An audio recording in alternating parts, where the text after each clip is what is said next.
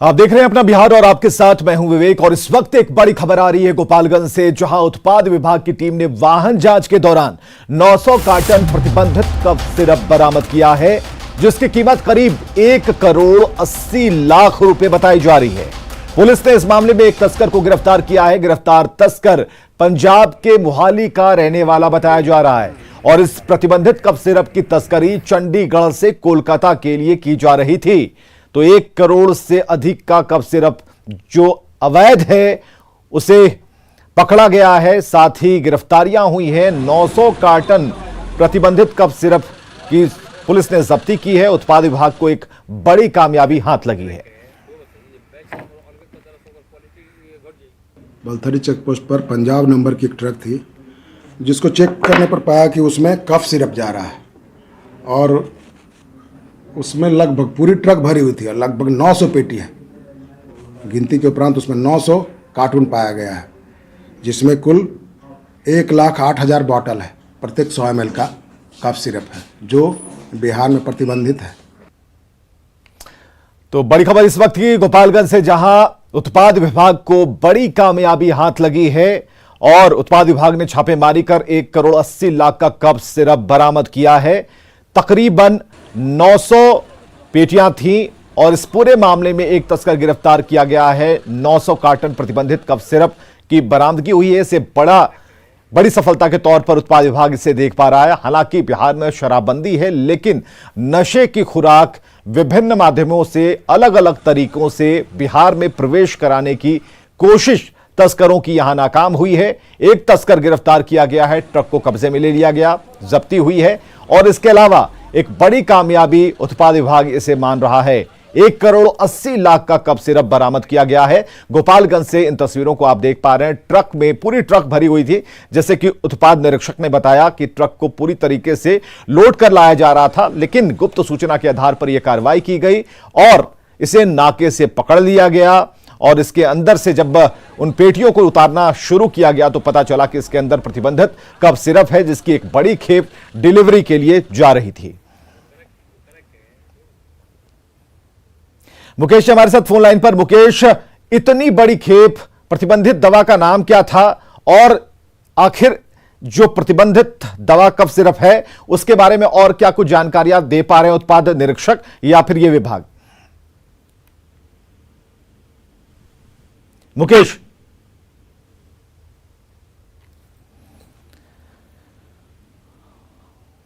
तो गोपालगंज से बड़ी खबर हम आपको बता रहे हैं। तकरीबन 1 करोड़ 80 लाख रुपए इस कफ सिरप की कीमत बताई जा रही है। 900 कार्टन प्रतिबंधित कफ सिरप बरामद किया गया है। कफ सिरप मामले में एक तस्कर की गिरफ्तारी हुई है। बड़ी कामयाबी इसे माना जा रहा है। और सियासत से जुड़ी हुई एक बड़ी खबर हम आपको बताने जा रहे हैं। आरजेडी विधायक का दावा, भाई वीरेंद्र ने यह दावा किया है कि तेजस्वी यादव सीएम बनेंगे। तो आरजेडी विधायक का एक दावा भी सामने आया भाई वीरेंद्र का। उन्होंने कहा है कि तेजस्वी यादव सीएम बनेंगे, 15 अगस्त को ध्वजारोहण करेंगे, बिहार में नई सरकार बनाने का उन्होंने दावा किया है। एक बड़ी खबर इस वक्त आरजेडी खेमे से।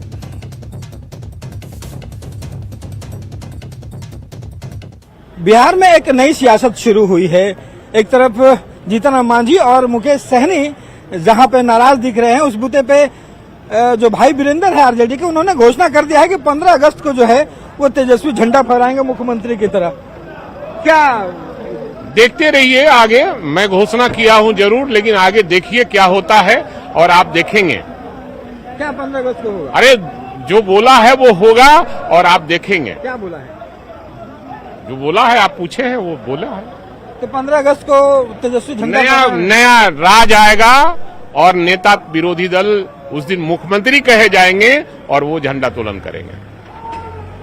तो ये दावा है भाई वीरेंद्र का कि 15 अगस्त को तेजस्वी जो हैं वो मुख्यमंत्री के तौर पर झंडा फहराएंगे। कैमरा पर्सन सुबोध के साथ रवि एस नारायण, न्यूज 18 पटना। तो सियासत से जुड़ी हुई एक बड़ी खबर हम आपको बताने जा रहे हैं। भाई वीरेंद्र जो अक्सर ये कहते हैं कि उनका बयान खाली नहीं जाता और जब जब उन्होंने जो जो कहा है वो होकर रहता है, तो इस बार भी भाई वीरेंद्र ने कहा है कि 15 अगस्त की जो तारीख होगी वो बदलाव का संकेत लेकर आएगी। जब तेजस्वी मुख्यमंत्री होंगे बहुत कुछ बदल जाएगा और मुख्यमंत्री के तौर पर झंडोत्तोलन करेंगे, ध्वजारोहण करेंगे, तो ये एक सियासत की बड़ी खबर बड़े बयान के तौर पर आरजेडी खेमे से इस वक्त हम आपको बता रहे हैं। और आरजेडी विधायक भाई वीरेंद्र के दावे के एनडीए ने उस दावे का हवाई बताया है। इस तरह के बात प्रचार इसलिए करते रहते हैं कि उनकी पार्टी टूटने वाली है। उनको भय सताते रहता है कि अगर इस तरह के हम अपने विधायकों के आंख में धूल नहीं झोंकते रहेंगे तो हमारा विधायक टूट जाएंगे, और उनके विधायक टूटने का हमेशा ट्रेंड भी रहा है। राष्ट्रीय जनता दल जिसके नेतृत्वकर्ता कारित मुजरिम है, अस्थायी रूप से न्यायपालिका ने जिनको सजा याफ्ता घोषित कर दिया, उनके राजनैतिक वारिस के संदर्भ में कोई भविष्यवाणी अगर राष्ट्रीय जनता दल कर रहा है तो जानकारी है ना कि बिहार की जनता नैतिक बल की राजनीति को पसंद करती है, न कि धारा 420 के आरोपी को पसंद करेगी।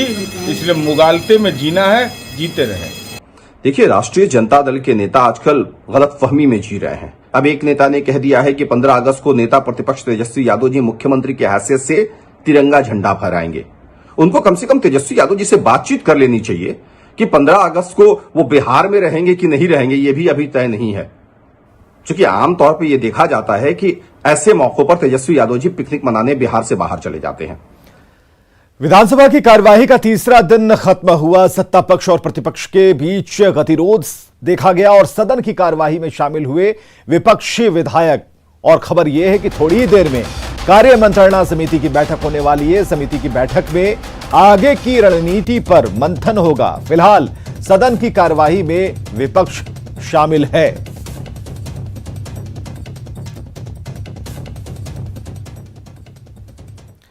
अवैध बालू उत्खनन को लेकर बिहार विधानसभा के बाहर कांग्रेस ने विरोध प्रदर्शन किया। कांग्रेस के प्रदर्शन का जायजा लिया हमारे सहयोगी आनंद अमृतराज ने।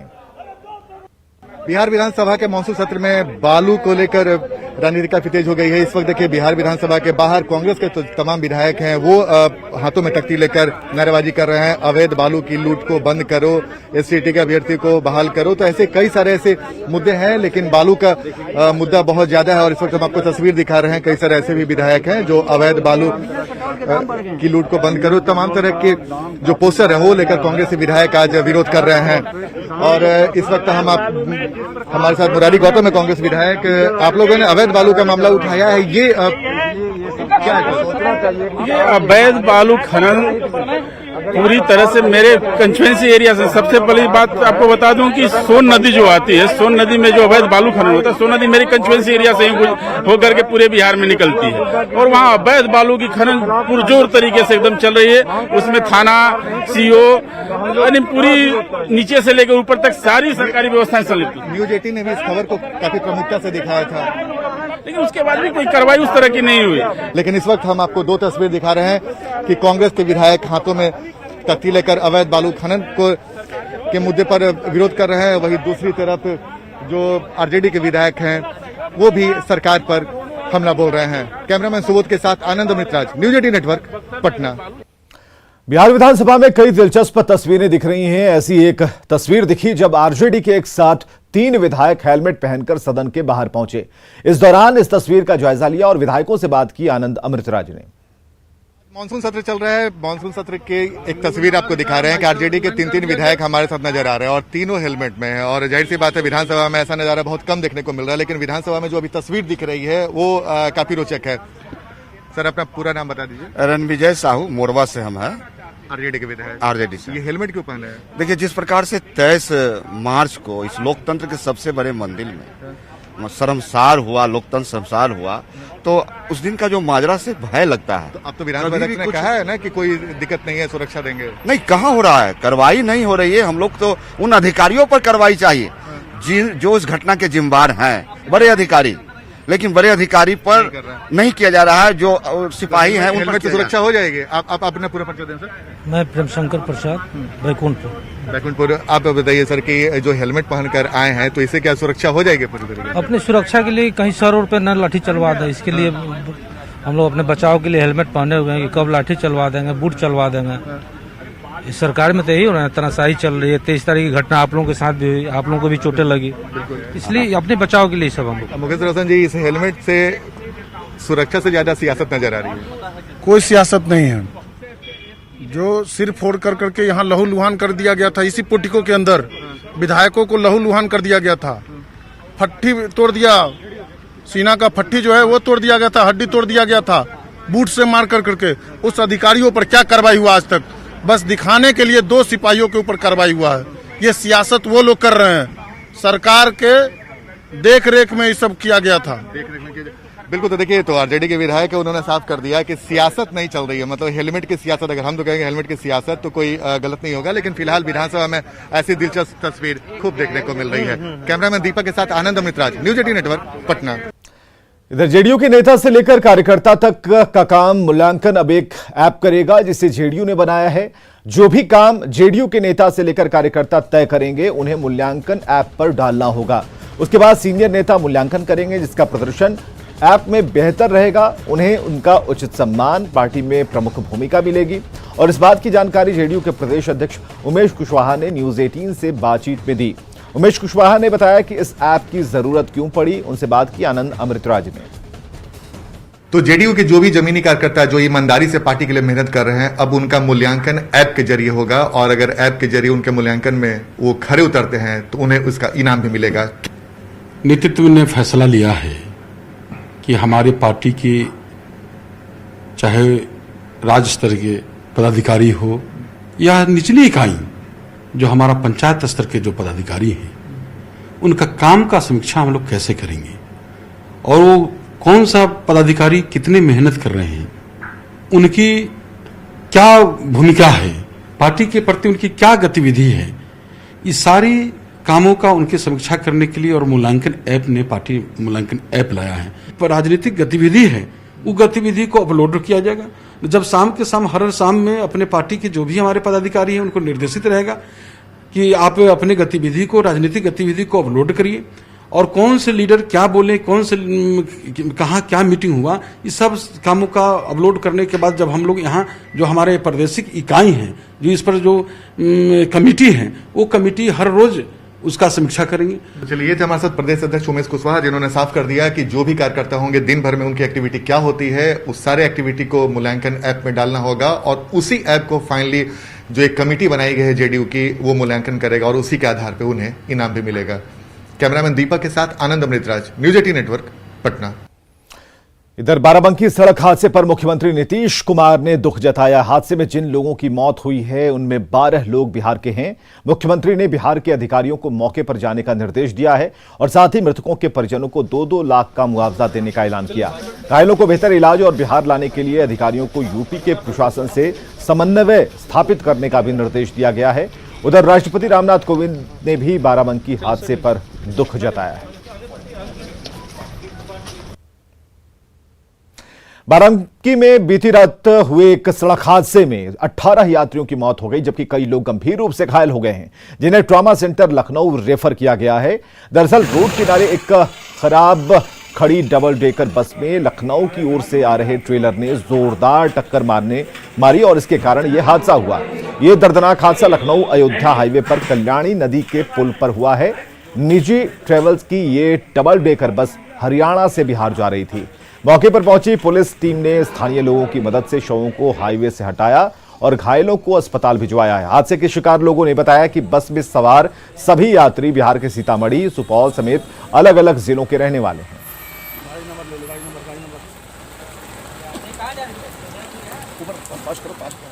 और खबर है पूर्णिया से, जहां कस्बा के नेहरू चौक में कपड़ा और मेडिकल दुकान में भीषण आग लग गई। अगलगी की इस घटना में करीब 25 लाख की संपत्ति जलकर राख हो गई। आग शॉर्ट सर्किट से लगी, हालांकि कड़ी मशक्कत के बाद दमकल की मदद से इस आग पर काबू पाया जा सका।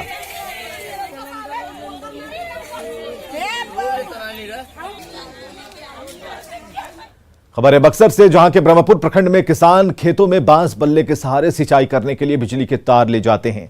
खेतों में झूलते तार कभी भी बड़े हादसे को अंजाम दे सकते हैं। तेज हवा बहने पर आपस में बिजली के तार टकराकर खेतों में गिरने की संभावना बनी रहती है। गांव के लोगों का कहना है कि बिजली की चपेट में आने से कई बार किसान और उनके परिवार गंभीर रूप से जख्मी हो गए हैं और कई लोगों की जान भी गई है, लेकिन वे मजबूर हैं।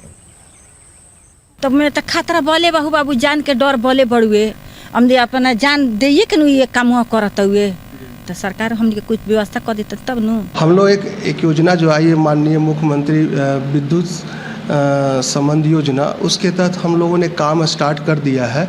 और जितने भी बांस बल्ले पे जो ले गए हैं तारों को खेत में अस्थायी रूप से, उसको हम लोग जल्द ही इस योजना से हम लोग अस्थायी रूप से पोल तार से उनको कनेक्शन देंगे। औरंगाबाद में डस्टबिन खरीद के नाम पर बड़ा घोटाला सामने आया है। मामला सदर प्रखंड के इब्राहिमपुर, खैरा मिर्जा और फेसर पंचायत से जुड़ा है। 15वें वित्त आयोग की राशि से करीब 3 लाख रुपए का डस्टबिन खरीदा गया, लेकिन यह खरीदारी महज कागजों पर की गई। पंचायत के लोगों को डस्टबिन नहीं मिला है। फिलहाल मुखिया फरार हैं। डीएम सौरभ जोरवाल ने इस मामले में जांच के आदेश दिए हैं। पैसा का यहाँ कोई सामान नहीं गिरा है, डस्टबिन या जो भी सामान है। मुखिया जी तो बोलते हैं कि वो डस्टबिन खरीदा। मुखिया जी तो बोलते हैं, झूठ बोलने के लिए तो कुछ बोल देगा आदमी। अब है गिरा हुआ तो देखा में ना भाई। 3 पंचायतों में कुछ अनियमितता पाई गई थी, इसके लिए सभी को स्पष्टीकरण किया गया है और हम लोगों ने पूरी जांच कराई है और आगे जो भी नियम सम्मत कार्रवाई होगी हम लोग करेंगे और किसी भी प्रकार की अनियमितता को हम लोग। डस्टबिन यहाँ मिला ही नहीं है किसी पंचायत में। हम लोग का जितना है 14 वार्ड एक भी नहीं मिला है। अब डस्टबिन खरीदे तो मुखिया दिखाए कहाँ है। पूरा जनता चिल्ला रहा है कि डस्टबिन जहां देखा तो मान्य हो रहेगा। कोरोना की तीसरी लहर को देखते हुए जमुई सदर अस्पताल में ऑक्सीजन की सप्लाई बेड तक होगी और इसकी तैयारी शुरू हो गई है। तैयारी का जायजा लिया है केसी कुंदन ने। कोरोना के तीसरे लहर को देखते हुए जमुई सदर अस्पताल में ऑक्सीजन प्लांट स्थापित कर दिया गया है और ऑक्सीजन प्लांट के बाद अस्पताल परिसर के सभी वार्ड में ऑक्सीजन पाइप लाइन के माध्यम से पहुंचाने की भी कोशिश शुरू कर दी गई है। देख सकते हैं कि इसी तरह का पाइप लाइन पूरे अस्पताल परिसर में जहां जहां कोविड वार्ड बनाया जाएगा, जो बेड तक कोविड वार्ड के बेड तक ऑक्सीजन की व्यवस्था सप्लाई करने की व्यवस्था शुरू कर दी गई है। स्वास्थ्य विभाग के द्वारा ऐसा निर्देश दिया गया है और सर्वे भी कर लिया गया है। अभी जो यहाँ पर ऑक्सीजन का जो पाइपलाइन है इमरजेंसी और कुछ ही वार्ड में है, लेकिन आने वाले दिनों में पूरे अस्पताल परिसर में ऑक्सीजन का पाइपलाइन के माध्यम से बेड तक पहुँचाया जाए। क्या तैयारी है, क्या निर्देश दिया गया और कितने बेड तक पहुँचाया जाए? एक्चुअली विभाग के निर्देशानुसार ऑक्सीजन प्लांट का कार्य तीव्र गति पे जारी है। दो प्लांट यहाँ स्थापित किया जाना है, जिसमें एक प्लांट स्थापित भी हो गया है और उसकी जांच प्रक्रिया चल रही है ताकि ऑक्सीजन प्रॉपर तरीके से सारे अस्पताल में सप्लाई हो सके। लेकिन अभी थोड़ी सी हमारे पूरे बेड पे जो पाइपलाइन, मैनिफोल्ड इत्यादि की स्थापना की जानी है, उसमें थोड़ी देरी हुई है, लेकिन हमको लगता है कि 1 वीक के अंदर उस सभी प्रक्रिया को हम लोग पूर्ण कर लेंगे। क्योंकि BMSICL से जो कर्मी आए थे वो सर्वे करके गए हैं और उनके द्वारा कहा गया है कि 1 सप्ताह के अंदर हम लोग काम को कर लेंगे। कितने बेड तक पहुँचाने की? और बेड की जो बात है 85 बेड पे ऑलरेडी वो लोग का सेंक्शन हो चुका है कि 85 बेड पे हम लोग सप्लाई देंगे। उसमें कुछ 5-10 पॉइंट आगे बढ़ भी सकता है, ऐसा उन लोगों के द्वारा कहा गया है। कुछ एडवांस भी होगा इसमें, टेक्नोलॉजी चूंकि एडवांस है, चूंकि नए तरीके से उसको स्थापित किया जा रहा है कि 3rd वेव में आने के पहले सभी मरीजों की पूर्ण रूप से तैयारी किया जा सके ताकि मरीजों को सुविधा दी जा सके।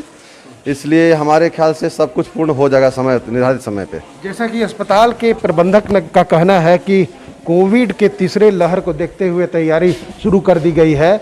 अभी फिलहाल 85 बेड तक ऑक्सीजन पहुंचाने की तैयारी शुरू करें कि कोविड पेशेंट आते हैं तो ऑक्सीजन के कारण उनकी परेशानी न बढ़े, इसको लेकर खास ध्यान दिया जा रहा है जमुई के सदर अस्पताल में। केसी कुंदन, न्यूज़ 18 जमुई। और खबर है मुंगेर से, जहां के सनहौली गांव में जमीनी विवाद को लेकर 2 पक्षों में जमकर मारपीट हुई है, जिसमें दूसरे पक्ष के 2 शख्स गंभीर रूप से घायल हो गए, जिसे सामुदायिक स्वास्थ्य केंद्र में भर्ती कराया गया है। मारपीट का वीडियो वायरल हो रहा है। फिलहाल पुलिस मामले की जांच में जुट गई है और दोषियों पर कानूनी कार्रवाई की बात कह रही है।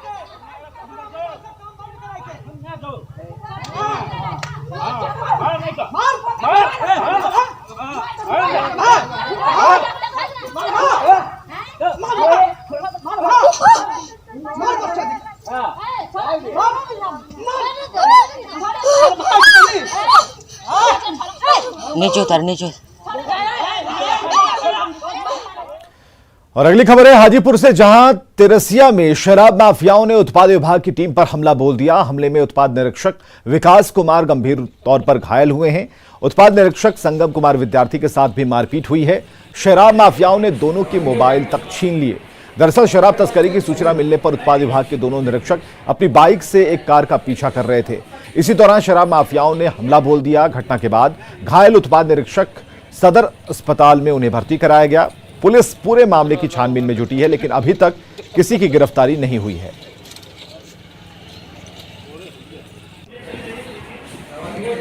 और खबर है नरकटियागंज अनुमंडल क्षेत्र से, जहां जहरीली शराब कांड में पुलिस ने कार्रवाई तेज कर दी है, जिसके तहत गाजे बाजे के साथ पुलिस ने जहरीली शराब कांड के मुख्य आरोपी हीरो मियां के घर पर इश्तेहार चस्पा किया है।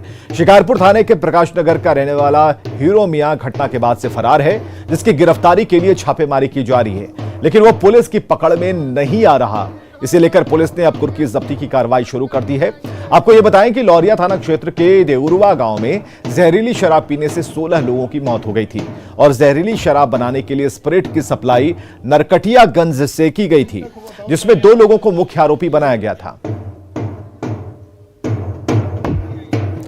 नेटवर्क 18 फेडरल बैंक संजीवनी गाड़ी भारत के कोविड प्रभावित जिलों में जा रही है। वैक्सीन के लिए जागरूकता फैलाने की हमारी इस मुहिम को आप भी अपना सहयोग दीजिए। आपको दिखाते हैं संजीवनी गाड़ी अब तक कहां कहां गई और आज कहां है।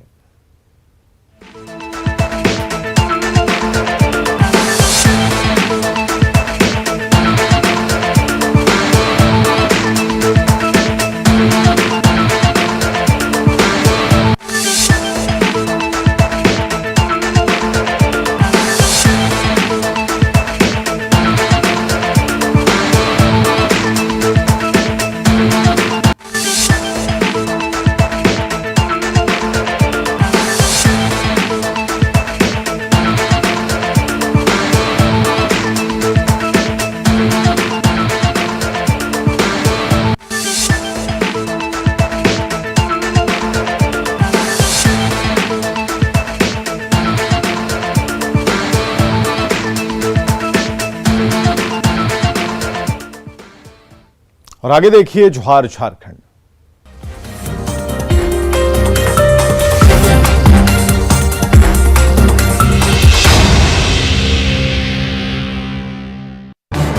इस न्यूज हेडलाइंस के प्रायोजक पेट सफा